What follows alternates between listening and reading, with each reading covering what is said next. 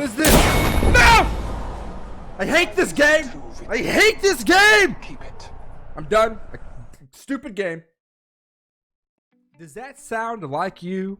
All that rage and anger towards a video game, does that remind you of your response to this game? I know it can be frustrating. It can be terrible. You can have the worst teammates in the freaking world and everything is horrible, man. I get it. I get it. It's a game. You want to win. You want to improve. Now, I'm going to teach you how to stop raging at this game, because let's face it, you sound like my kids and I spank my kids, all right? And I don't want to have to come through my screen and spank you. I'm the Dadtastic gamer. I will discipline you if necessary, all right? So quit raging, listen to what I have to say, and improve your own gameplay, all right? The first thing you're going to want to do is go to the training mode. If you haven't seen the training mode, then you're missing out. It has every weapon that you can play with. It has unlimited ammo and a whole host of different range training targets to shoot at. If you haven't been here, you need to come here and improve your aim. If you suck with recoil control, if some of you are like this, if that looks like your gameplay, if you have no idea how to control your guns, then this is the best place for you to be. You don't need to play regular games to come down here, pick a target, and learn to control your recoil. You can do it all day on any range targets that you want. The key to being good at this game is obviously having better aim. Better aim, more damage you do, more kills you get, and the more you can carry your teammates. Spend some time in this training mode before you just swear off the game completely. Learn each and every one of these guns, how it fires, how it handles, what's its recoil pattern, what's its shot rate fire, how much damage does it do. Learn all of these things and then start getting into games, and your knowledge will be that much greater than your opponents.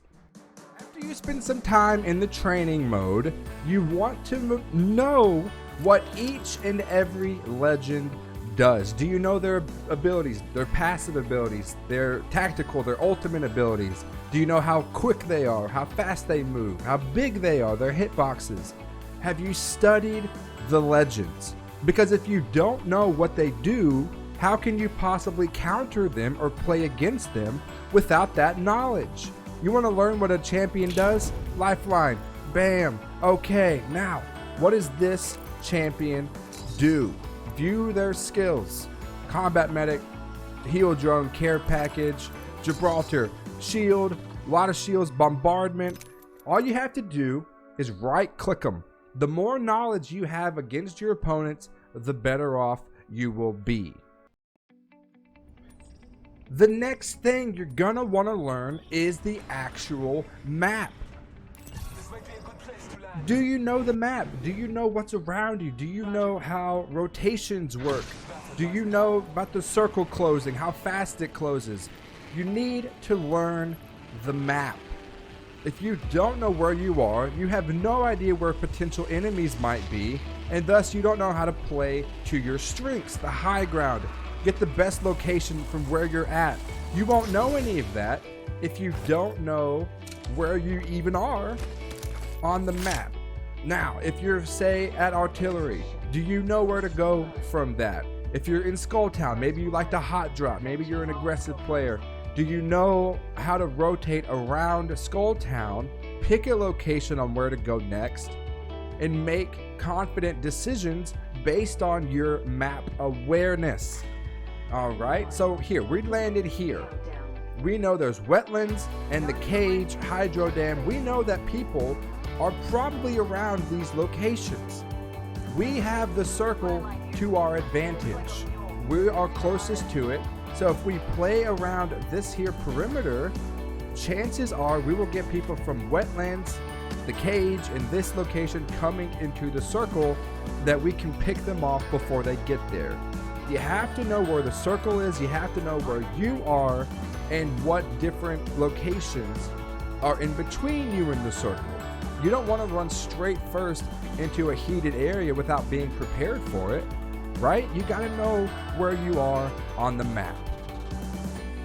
Okay, now let's talk about teammates. I understand that probably the most rage-inducing part of this game is your teammates. It's easy to feel like all your teammates suck, all your teammates are the worst, and they're just out to make your gameplay experience terrible, right? I understand that, and I don't really like it either. This game forces you to play with 2 other people. If you're lucky, chances are most of the time you will play with yourself or one other person because someone always leaves.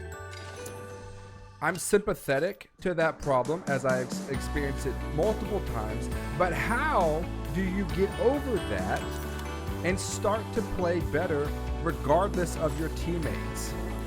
The best thing I can tell you is that your teammates come and go on every single match. You will have different teammates every game if you play solo by yourself. So why is that a good thing?